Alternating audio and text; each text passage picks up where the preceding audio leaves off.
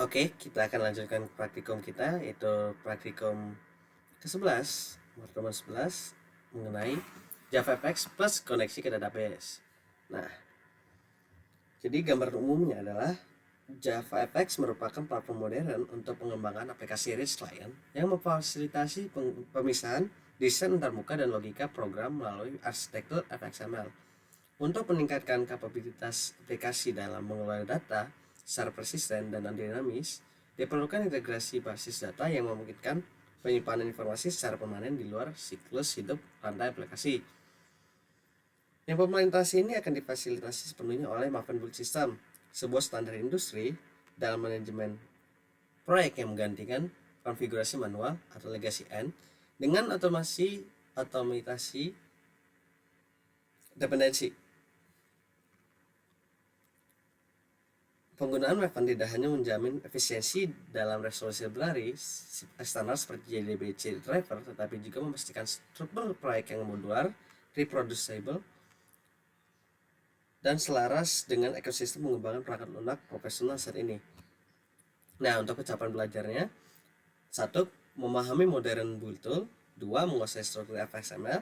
3. Konektivitas database. 4. Implementasi data. Nah, jadi JavaFX dan FXML. JavaFX adalah framework modern dari Oracle yang dirancang untuk menggantikan Swing sebagai standar pengembangan aplikasi REST client di platform Java. Kekuatan utamanya adalah adopsi FXML, sebuah bahasa markup berbasis XML yang sepenuhnya memisahkan desain muka pengguna atau UI dari logika aplikasi. Ini adalah implementasi murni dari pola desain model view controller atau MVC, di mana view atau tampilan didefinisikan dalam file .xml. Controller atau logika ditulis dalam kelas Java dan model adalah objek data Pojo yang digunakan. Ini ada ringkasannya. Lalu ada build system Java with N versus Java with Maven. Setiap proyek Java yang kompleks membutuhkan library eksternal, misalnya driver database. Build system adalah alat yang mengotomatisasi proses pengelolaan library ini, seperti dependency management dan proses kompilasi kode. Pendekatan lama Java with N kini dianggap legasi atau sudah kuno dan telah digantikan oleh Maven sebagai standar industri karena kemampuannya mengelola dependensi secara otomatis melalui file pom.xml. Jadi ada perbandingan Java with N atau project kami tahun lalu versus Maven atau project sekarang, project kalian. Jadi dari Java with N, pendekatannya imperatif, jadi apa yang diperintahkan itu yang dilakukan. Lalu manajemen library-nya manual, pengembang harus mengunduh file jar. Jadi untuk yang ngoding itu harus mengunduh file jar. Kalau misalnya nanti mau ngasih lagi, yang dikasih juga harus mengunduh lagi, terus nambahin lagi ke proyek secara manual. Lalu ada struktur proyek, itu fleksibel, cuman ini bukan hal yang bagus karena harus diatur ulang. Jadi kalau misalnya kalian ngasih ke orang lain untuk misalnya desain, benerin desain atau apa, struktur foldernya itu nggak baku, jadi berbeda antar proyek kalau misalnya ngerjain sendiri-sendiri.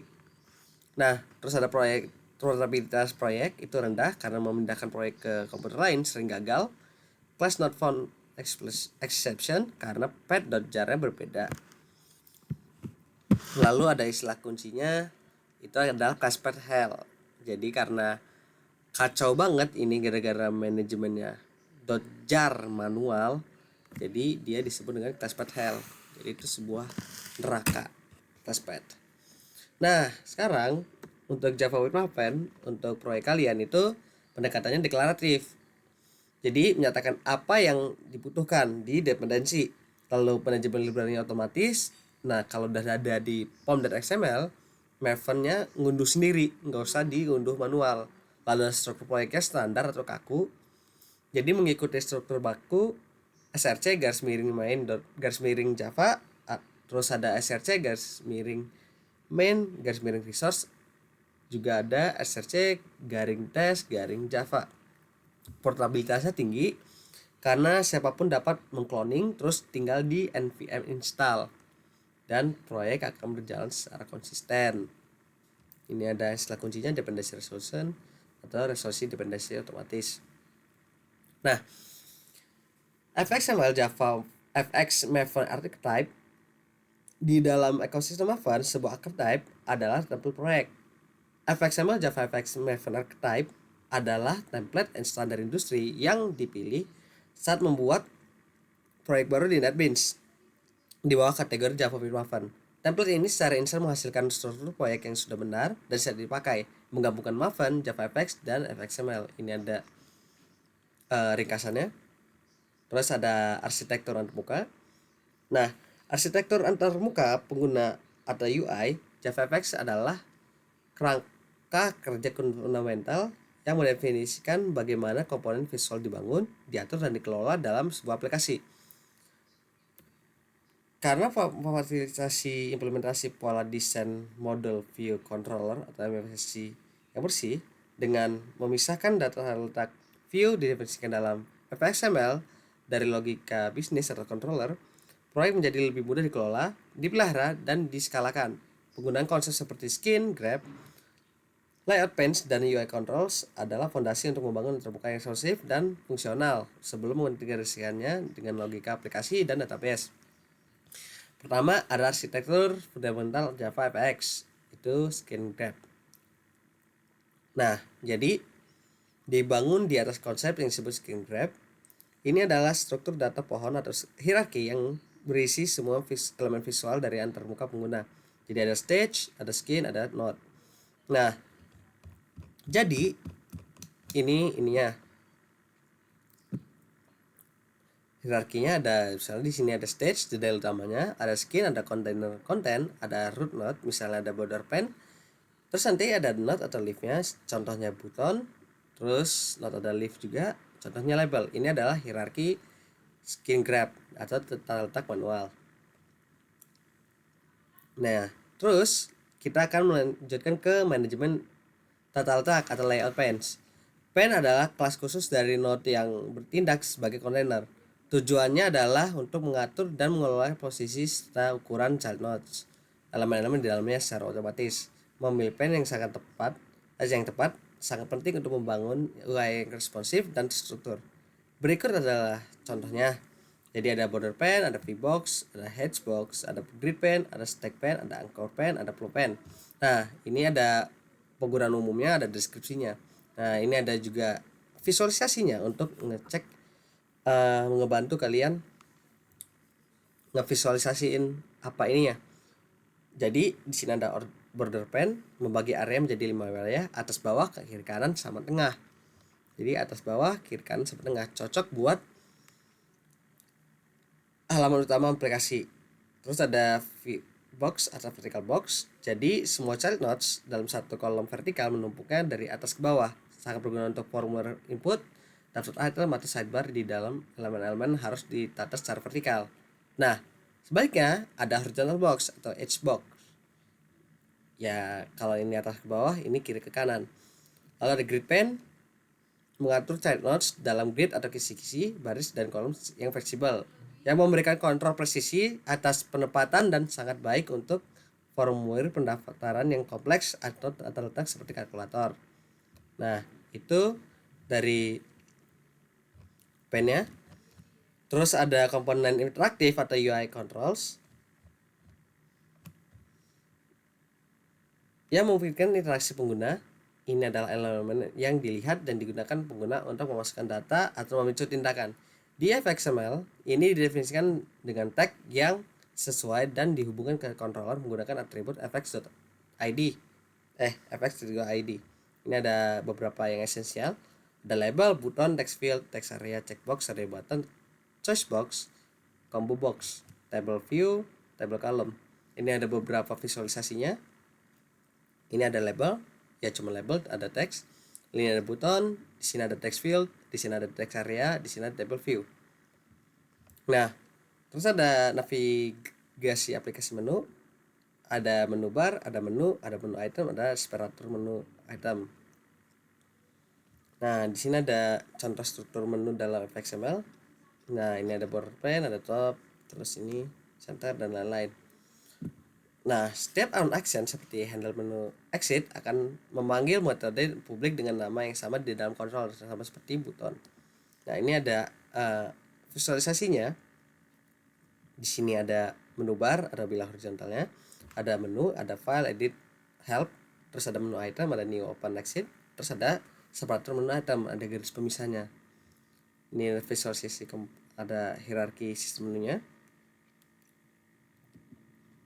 Terus kita lanjut ke JDBC.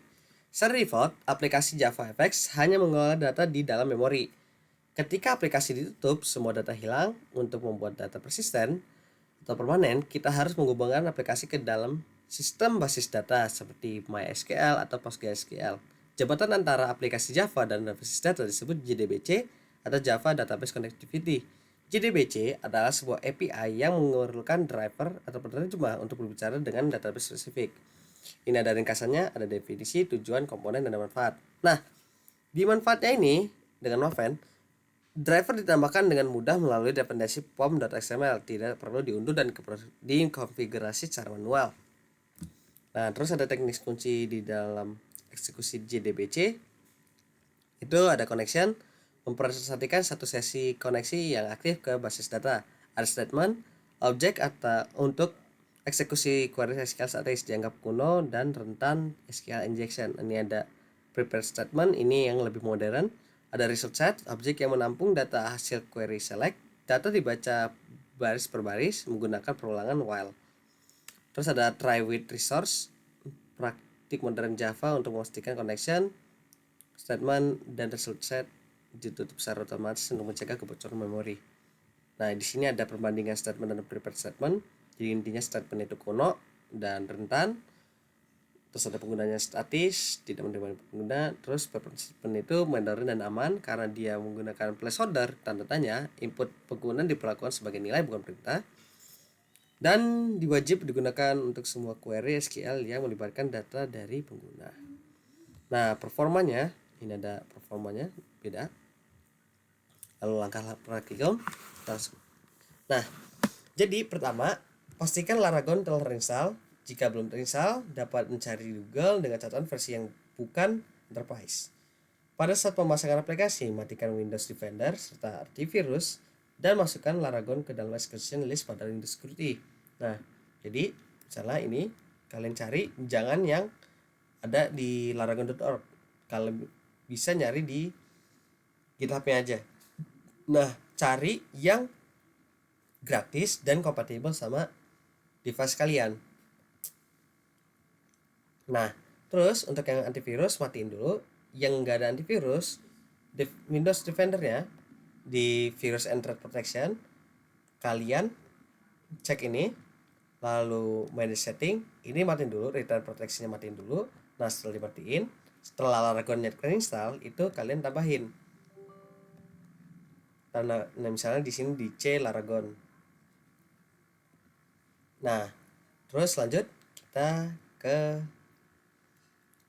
kalau udah terinstall Laragon, klik kanan pada tempat kosong, hover ke tools, quick add dan phpMyAdmin, lalu tunggu hingga penginstalan. Jadi setelah kalian ini dan ini nanti kalian ngedownload sendiri otomatis, terus nunggu aja. Pastiin udah ngelakuin semuanya di langkah pertama. Nah, ini ada visualisasinya. Nah, kalau udah penginstalan selesai, itu bisa dihidupin kembali return protection-nya untuk ngamanin device. Terus kalau udah semua, ini kita jalanin dulu. Di sini ada play. Kalau saya kan udah jalanin, berarti di sini langsung stop. Kalau udah ke ini, ke database, nanti akan keluar seperti ini. Nah, ini dia. Di phpMyAdmin-nya ada loginnya. Di kalau secara default itu ada username itu root, terus passwordnya itu kosongin aja. Jadi di sini root, terus passwordnya kosongin aja. Oke, kita tunggu. Nah, ini masuk karena itu default dari Laragon. Terus kita akan mempersiapkan database pada dashboard ini. Nah, di dashboard kita klik SQL.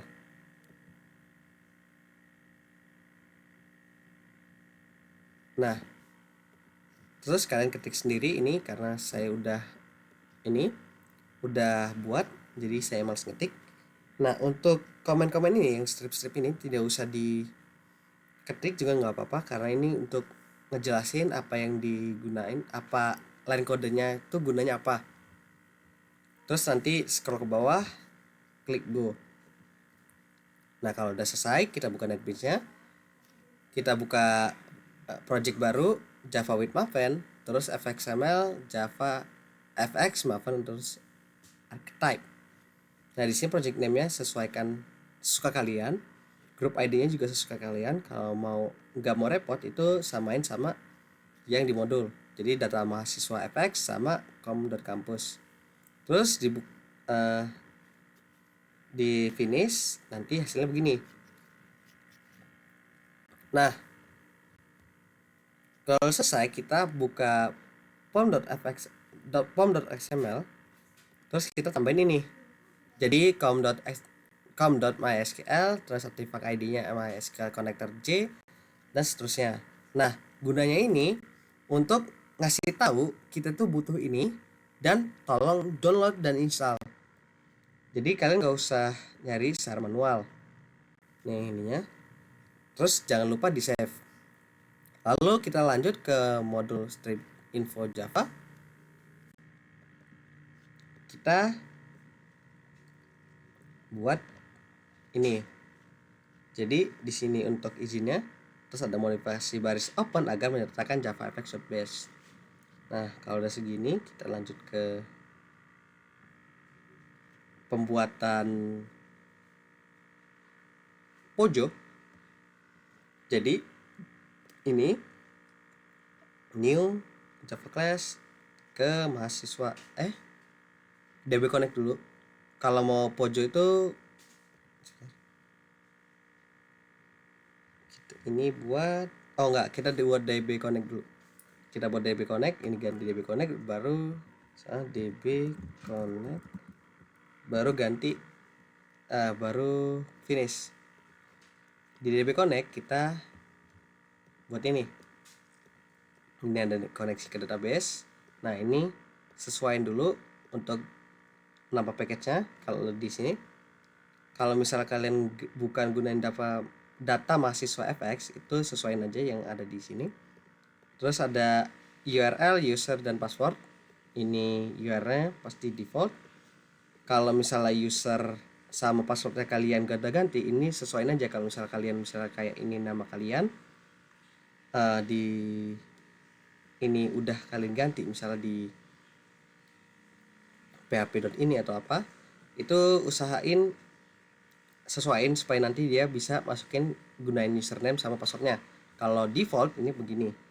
Nah, terus kita lanjut ke kelas baru bernama mahasiswa, ini untuk Pojo. Nah, jadi ini new Java class mahasiswa. Nah, karena udah, jadi saya tunjukin aja. Nah, ini untuk cetakan doang. Jadi ini ada publikas, ini udah tau lah ya, udah tune semua. Ini ada getter semua. Nah, ini penting buat nanti digunain. Lah, terus ada primary fxml, yang mana di sini adalah UI kalian. Nah, ini ada ininya. Udah banyak sih, nanti kalian bisa ngikutin sendiri dari ini ya. Dan terakhir ada di sini logikanya itu di primary controller Java. Di sini ada block fxml untuk form input, di sini ada block fxml untuk preview, terus ada variabel penampung data, ada inisiasi list data. Ini untuk nama npm yang harus sama dengan variabel di mahasiswa Java di pojok kita tadi. Lalu menghubungkan list data dengan table view, terus ada metode tombol sim data, ada query SQL nya, ini try with resource yang tadi kita bahas. Ini ada parameter, eksekusi query, dan seterusnya. Ini ada metode helper untuk membersihkan field input. Nah, kalau udah diikutin, kita run pakai ini. Kalau misalnya bagusnya ini dulu baru ini, cuman karena saya udah ngelakuin jadi nggak harus nih.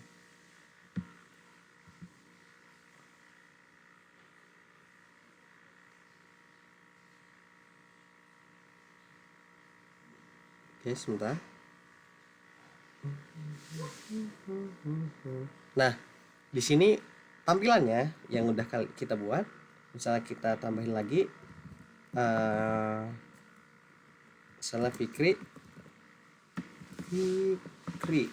npm-nya 23 sekian 086 terus kelas B misalnya. Ini typing aja. Nah, udah nanti akan kelihatan di sini di mahasiswa. Sebentar.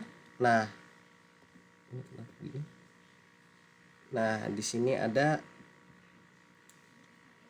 data yang kita masukin. Oke, sekian dari saya. Untuk minggu depan kemungkinan besar kita akan membahas mengenai untuk kelas B sama S itu ada post test sama pretest, gampang kok. Karena untuk menilai, terus untuk semuanya modul ke depan itu udah terakhir. Mungkin nggak ada modul, lebih ke tugas untuk studi kasus. Habis itu nggak ada modul-modul lagi atau video-video lagi. Karena ini video terakhir, semoga sukses dan ketemu nanti di presentasi kalian. Oke, bye.